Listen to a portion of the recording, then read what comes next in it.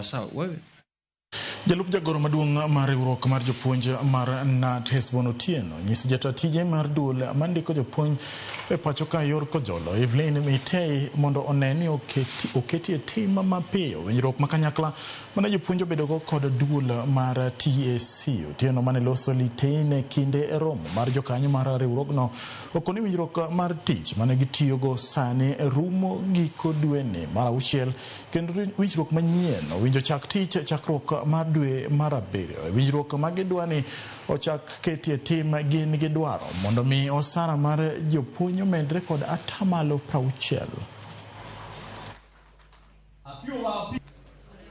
Chairman alisema this union was. So we are thankful that Mitei is coming in, and the biggest reward that Mitei should give the teachers now is the CBA for the year 2025-2029. Considering that the CBA that we are having now is coming to an end by 30th of June, so we should have a new CBA by 1st of July. And the best thing that we have done as a union, we have given our demand proposal, which is for the basic salary at the rate of 60%, and then all the allowances cutting across at 30%. It is a demand proposal that we gave and is being studied by the Salaries and Remuneration Commission.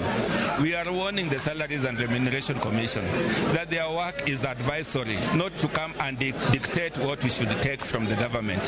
What we need are adequate learning resources for the children. What we need is enough teachers for those children.